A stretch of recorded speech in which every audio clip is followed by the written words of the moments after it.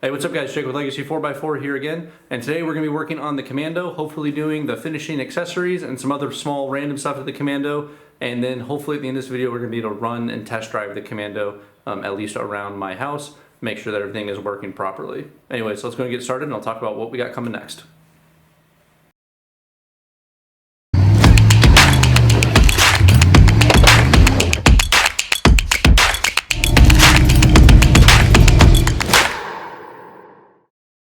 Alright, so I ordered a whole bunch of random accessories like axes, high lifts, rotopacks, etc., for the Commando, and those are all going to be coming in throughout the week. So I'm going to slowly come out here kind of after work every day and do a little bit here, a little bit there, and start installing some of these accessories.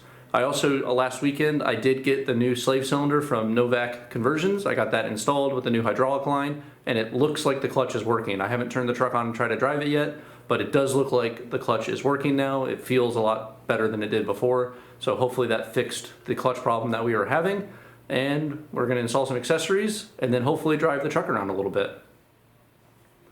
Anyway, so to start, the very first thing I'm going to install is I got some generic ammo cans. You can get them on Amazon or for like 20 bucks or so. And I went this style because they're waterproof. I think they look cool. They look simple, they're to the point, and they're cheap for what they are.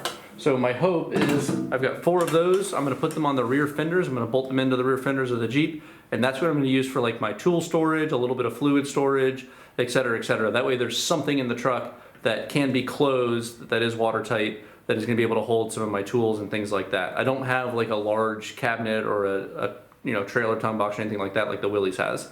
So I've got to kind of make it fit the way I need to make it fit. The Commando doesn't have as much room in the bed of it because I've got the speaker in the bed and I've got the fuel cell in the bed. So I'm going to do something on the side with these. This was the easiest and I think the cheapest solution to solve my problem. And I think it looks better because they're not as high profile. And instead of doing like a diamond plate toolbox or something back there, which was one of the other options I was considering. So we got these done.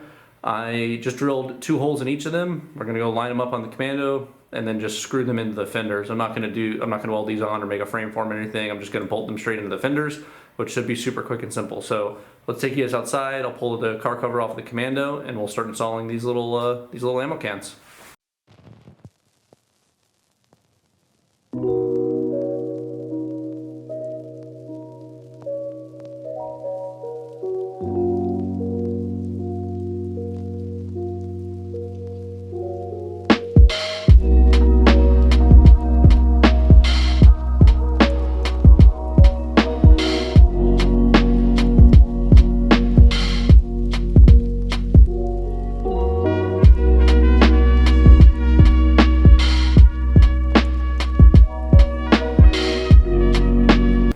So that took a whole 10 minutes to install, obviously.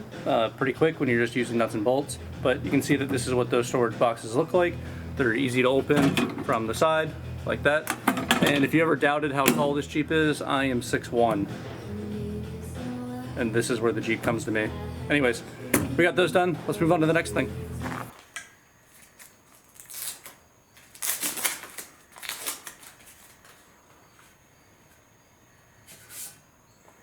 Alright, so next up I've got to go install my shovel and my axe. So those are the 2 tools that I want to bring with me because especially here in North Carolina where we have a lot of mud and things like that, the ability to like break apart trees and things like that is important for the way that I wheel down here. Also, we got sand and clay and stuff, and sometimes you might have to dig yourself out. And also, frankly, I have a lot of dead space in the back of the Jeep and I wanted to hang some stuff back there to make it look cool. So we've got a shovel on one side and an axe on another. To mount them, I'm going to use these universal UTV style straps. And so this side kind of bolts into the tube cage, the roll cage somewhere. These are really common on like Polaris and things like that, like off-road UTVs, utility vehicles, things like that. So these wrap around the cage and tie into that, and then you've got a nice thick piece of rubber down here, and this is what latches together to hold whatever the tool is into place. So super simple install. It's just 2 bolts per, you got 2 of these per side, so 4 total. So I'm gonna take you guys outside. We're gonna go install the shovel and the axe and the side mirrors and the rear view mirror, and then let's see what other parts we got left that we can keep on installing before I get to the big stuff.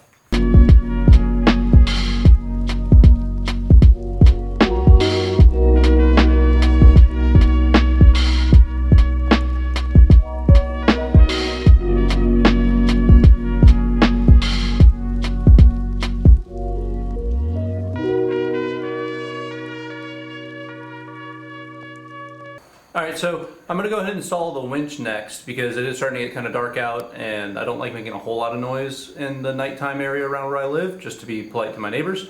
So we're going to install the winch, which conveniently just came in today. For the winch, I did decide to kind of go a little cheap and not the Harbor Freight route like I did on the Willys. This is one that you can get on Amazon. I read a bunch of reviews both on Amazon and on other sites, and I decided for the cost I will give it a shot.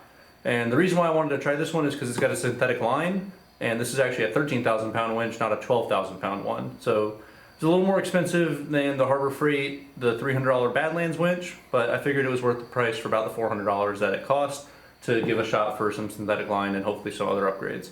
It also has a wireless remote and a couple other niceties that I thought would just be nice to have for that price point. Anyways, we'll test this when the Commando's running and driving. We'll make sure to give it a few good tests, but for now, let's unbox it real quick and at least make sure that the quality control looks good, and then go install it on the truck. Owner's manual. Pretty decent casted shackle by the looks of it, but looks nice enough. It's got a nice finish of some kind on it. Your red pull tab thing. This, let's see. Oh, we got a nice kill switch and some bolts for it. That's a nice touch.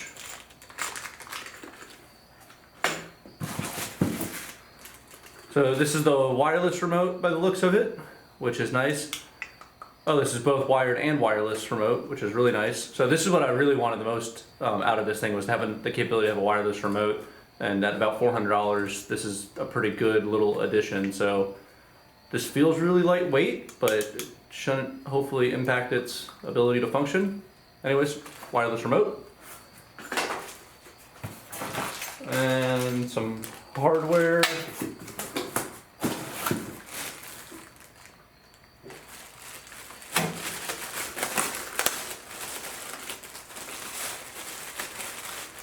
Oh, that's kind of funny. It has the Badland brand connector for the remote, so that's kind of funny actually.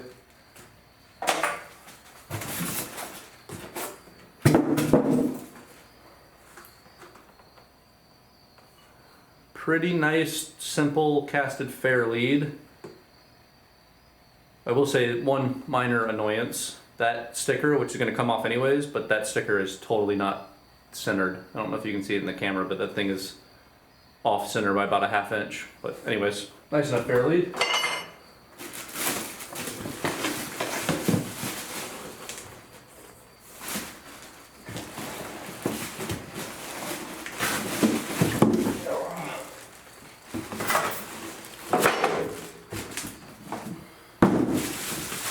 Damn, that thing is heavy, substantially heavier than the Badlands one.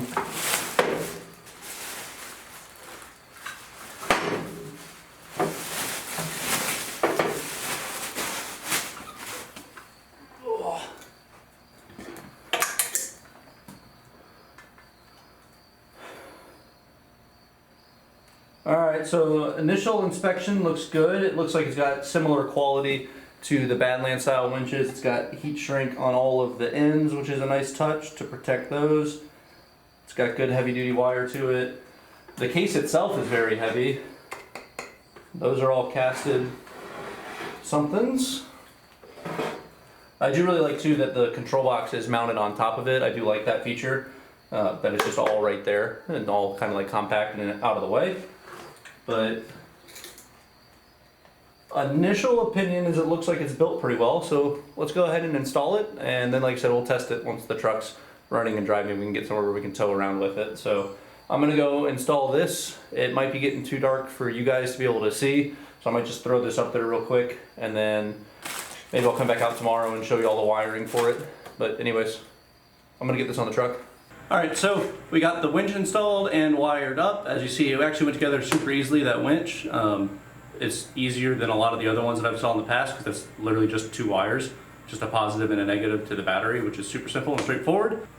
But with that done, we're now going to move on to making the windshield for the truck. So I want to get this done first, and then we'll go through and clean up some other things and kind of keep tidying some things up. But for this windshield, I'm going to be using some 1/2 inch Lexan. which is a polycarbonate type material. It's commonly used on a lot of industrial trucks and on a lot of off-road trucks as well. I chose to go this route because it's easy for me to cut it in my own shop. I don't have to outsource it to anybody.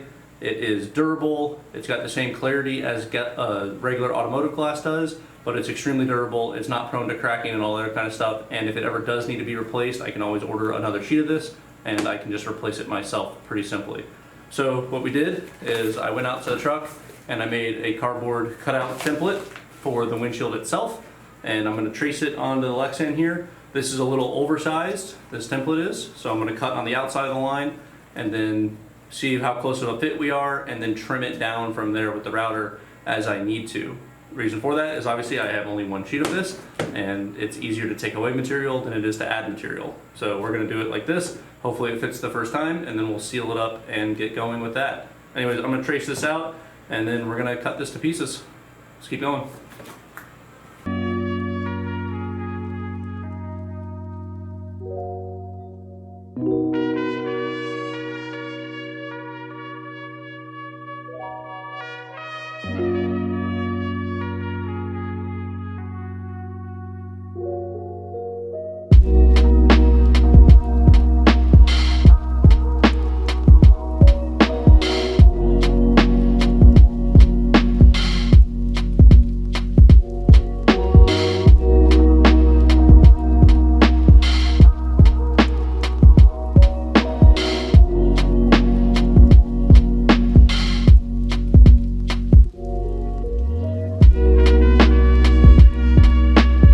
Alright, so after a pretty fair amount of trial and error, I got the windshield all cut out.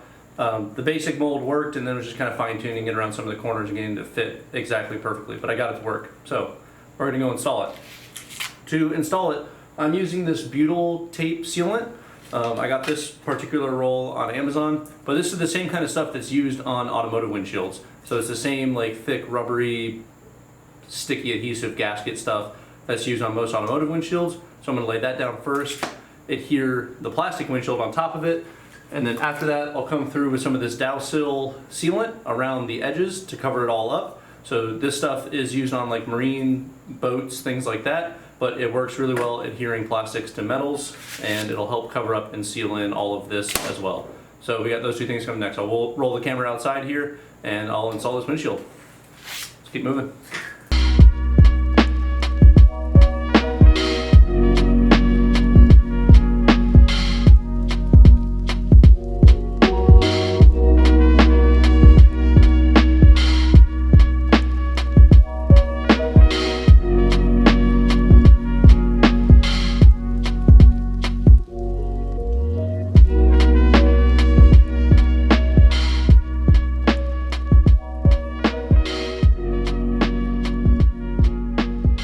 So we're making really good progress today so far. Next up we got to go install the fog lights, the fire extinguisher, play around with the high lift and see where we want to put that. So let's go ahead and go outside. We'll put those things together and get all that, those kind of like small accessories all put together next.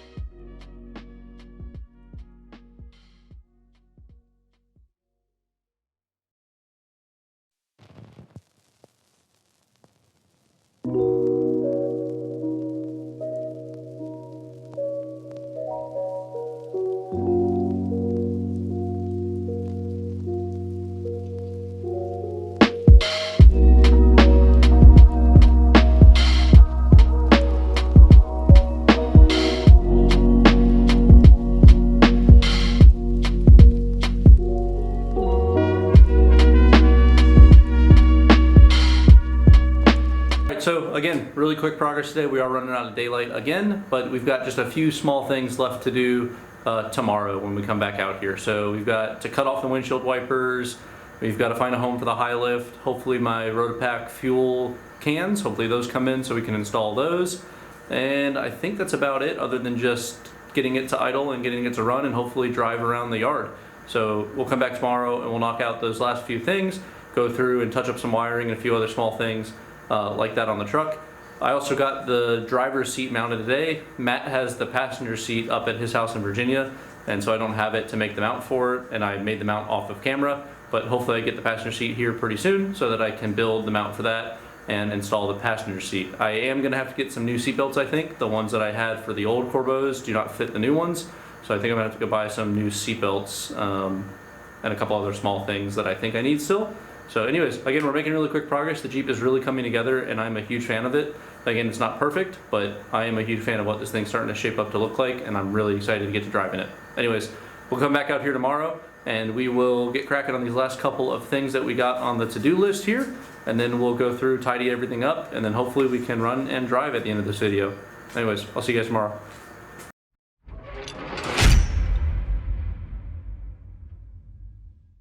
Alright, so I made myself a little to-do list when I first came out here today. These are mostly all just small little items. Like I said, a lot of the nitpicky stuff that we got to get done, and a lot of it is like installing badges and some other small stuff. So the first thing I'm going to do today is I'm going to make a plate for the original OEM VIN. So I did save, I had to cut it out and it's rusted and really torn up, but I was able to save the original OEM VIN plate from the Commando when I initially started the rebuild. And I would like to obviously put that back on the truck somewhere, one, because you have to have it to be legal, and I think it's kind of cool to use the original one. So today, for the first thing that we're going to do is we're going to make a plate for it. So I'm going to cut and clean up the OEM VIN plate, get rid of all the old metal.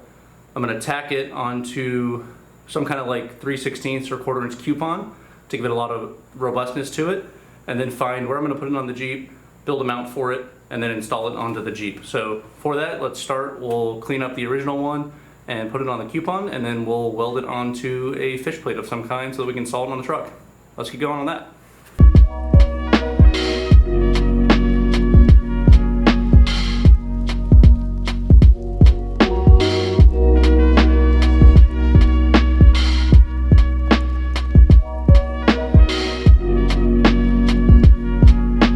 So sorry, I totally thought I clicked record on the camera and I guess I missed it. So my bad, you didn't get to see me do all the welding, but I got the VIN plate done. So now we're going to sandblast it and then powder coat it. I think I'm gonna go with a sparkling silver color on this one because it's gonna really pop in the dash. It's gonna look different than everything else, and I kinda like that idea. So we're gonna go sparkling silver on this. Let's go ahead and we'll turn on the small powder coat oven because this thing's really small. So we'll turn on the small powder coat oven, set up everything out here, and we will powder coat this and then go install it on the truck.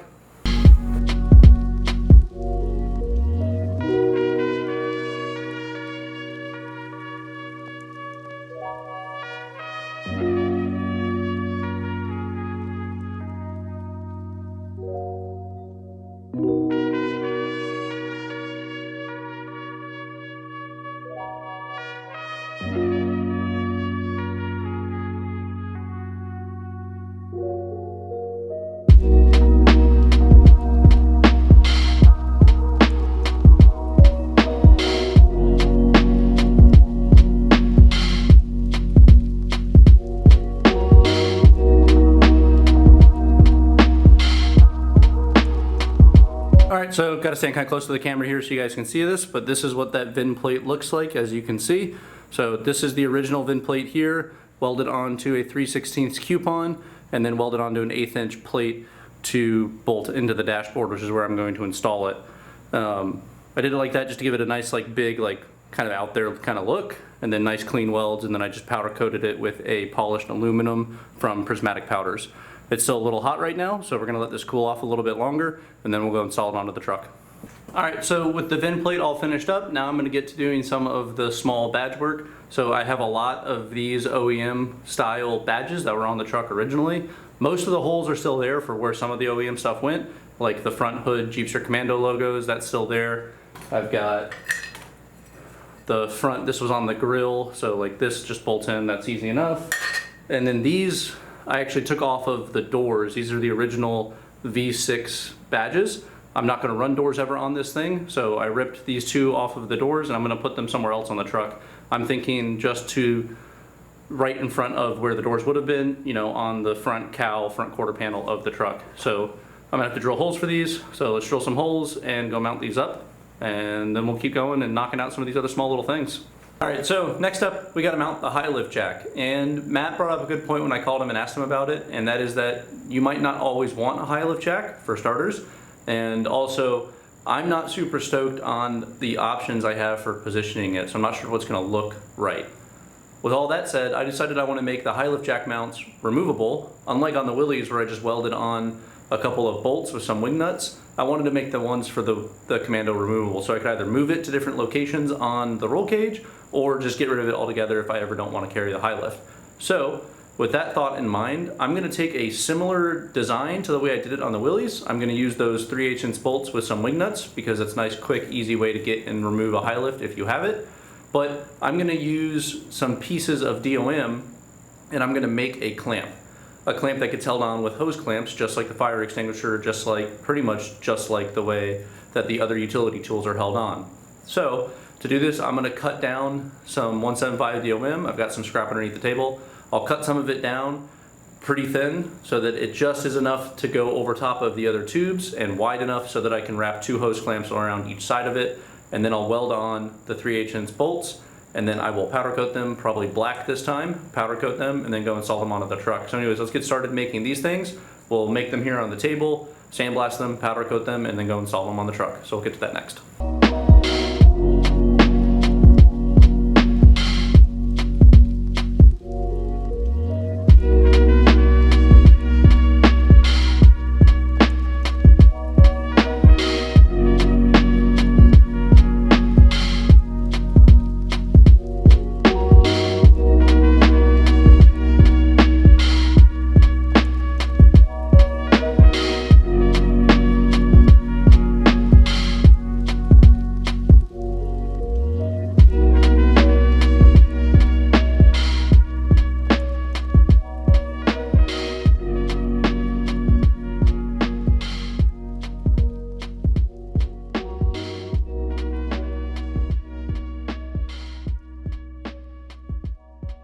Alright, so for the high lift jack, this is what I came up with to mount it. As you can see, this is just a small piece of DOM with a 3/8 by 24 bolt welded to it with a 3/8 wing nut on the top of it. This way you can easily take this off without any tools when you're out on the trail. And as you can see, I powder coated it a glossy black afterwards just because that's what I had powder for, and so that's what I choose to use. I did have to go through with the thread restorer and clean up these threads after it came out of the powder coat oven because I didn't do any of the masking or prep work for it. So I did have to go through afterwards and chase the threads with a thread restorer, but it's fine. Worked easy enough, took 2 seconds, and now we've got fully functioning mounts. As you can see on the side here, there is room to run 2 hose clamps on either side of the nut. So we're going to use a total of 4 hose clamps to bolt these onto part of the roll cage, and then the high lift itself will mount onto these 3/8" wing nuts here. Anyways, I'm gonna grab some hose clamps and let's go install this and then we'll move on to the next thing. All right, so I just went through and did a whole bunch of small stuff. I installed the Rotopack fuel can mounts, I put the vent plate on, I painted the hood latches, I did a whole bunch of other random small things, and I got the high lift mounted. So after all of that, I'm waiting for the paint to dry. So back to the fabrication side of things, we're gonna make some unique gear shifters. So I wanted to have something that's unique, that's kind of cool, that's not what everybody else has on their cars, as well as something that says like, hey, I built this. And so I went to the hardware store and I picked up a large, like 18-inch breaker bar and an 1.25" socket. I'm going to use the 1.25" socket side as the main gear shifter because it's got a nice, handle to it. It's big enough for my hand to fit around, which is kind of cool. And then I'll use the back handle as the transfer case shifter. So we're going to cut this in half and then weld it to, this is all I could find, unfortunately. It's got threads on the side of it, but I think we're gonna make it work. So I'll cut this down a little bit as well, probably smooth out the threads a lot, and then drill and tap this for the shifter mounts for the size of it, because they're screwed on shifters. So we'll use this with a tap and this, and we'll make something that looks kind of cool, I think. So anyways, let's get started on this part of the fabrication process. I'm gonna try to get this thing done today. This would be huge to get this finished up, powder coated, and then installed onto the truck. And then all we got after that is to get it running, I think. So let's knock out this part of the project.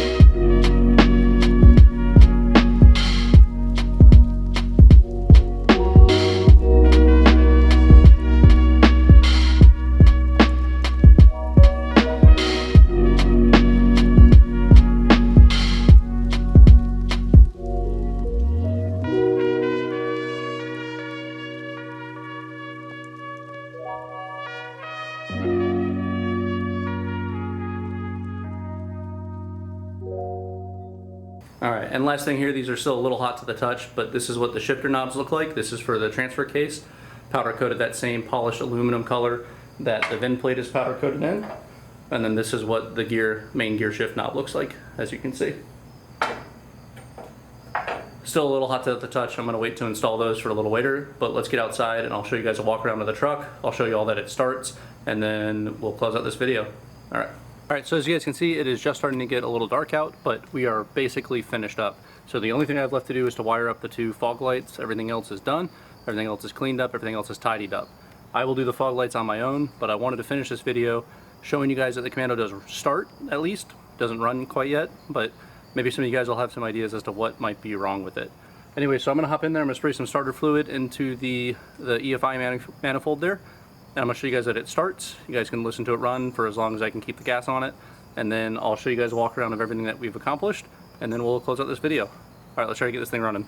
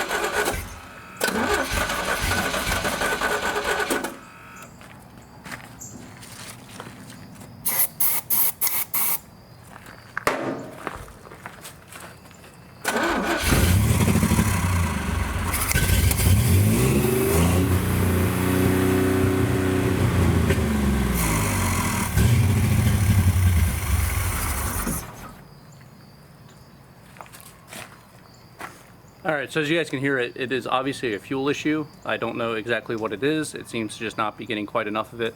I don't know if that's something with the sniper, or if it's something in the lines, or if it just hasn't been ran in so long that it just needs to get fluid through the lines. So I'm going to keep having to troubleshoot on that, but if you've got any ideas, please let me know.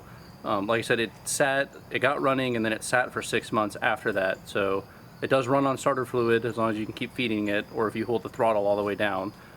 But it's kind of still a little finicky. So we got to still troubleshoot a little bit of that, but pretty much the truck is done. So let's go ahead and do a quick walk around.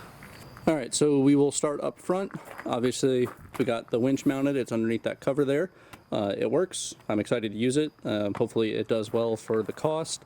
And you can see that we got their fair lead mounted there, and that's how that all looks. Just got the shackle going to one of the D-links down there. We did add also our fog lights here. As you can see, they kind of match these. That's a little off, I need to straighten that. But you can see we got those fog lights added on both sides. And we went through and we added a bunch of the original Jeepster Commando emblems as well that you'll see here in a second. Moving around to this side, we've got another one of the emblems that we added here. Again, this is original off of the truck. So we got that added. We painted these to match the rest of the black accents that we have, and then put in the rest of the bolts that it needed because a couple of them were missing. We knocked out the windshield, as you can see. Some of my caulk work is not that great, but it's a windshield, it works. And I'm pretty happy with how the plastic turned out overall. That is super clear, albeit a little expensive plastic, but it is better than trying to get a real glass windshield in there. On the side, we've got another V6 emblem from the OEM Jeep. This is the ones that were on the door. Added an American flag decal sticker. And on this side, we added the CB radio antenna. I made it kind of follow the body line so that it wasn't just a huge vertical straight up kind of thing. So it sticks there and it's on a spring, so it'll bounce around if it hits something. Coming over here, we added in side mirrors, and then on the inside we also have the rear view mirror. Those all mount just to the roll cage like that. These aren't super useful, but they're there. Up here, I'm a huge fan of this. This is our original OEM VIN plate, just bolted into the dash here after getting a thick coat of powder coat. And then you can see the rest of the dash. We got the Holley EFI sniper touchpad. The shifters are inside cooling off right now, but I wanted to get this shot before it got dark. And then I don't think we did anything else. Oh, we got the one Corbeau seat mounted up there where it goes, and then waiting on this other one to come from Matt because I don't want to buy another one. We got the original seat belts. I did just order some lap belts yesterday so that it can have lap belts for like just around town driving, so you don't have to use the 4 points. On the back here, this is where we got the high lift jack. You can see that it sticks out just a little bit on this side, but it is inside on that one. And then you can see what that looks like. Those are those mounts that we made there, just tied in with some hose clamps, just like the fire extinguisher, which is up there, tied in with hose clamps. We added this axe on this side using some UTV tool racks, and we got our 4 ammo cans, two on each side. These open up so you can have some kind of like tool storage or like random stuff storage that's watertight. And over here we also have the shovel that we added as well. On the back we got the Rotopax mounts ready to go, awaiting for the Rotopax to arrive in the mail. They're not here yet, so there's going to be 2 on the back of the Jeepster here, and then the license plate will go here in the middle. And truthfully, I put them back there because it'll add a little bit more red shine back here, but also it's going to cover up some of this bad bodywork that we have here. We got another OEM Jeep vintage logo back there. No changes to the bumper, and not really any changes on this side, just the mirror that's added here. And then we got matching flag and V6 emblems and the Jeepster Commando logo. So there she is. It's definitely starting to look more like a truck now.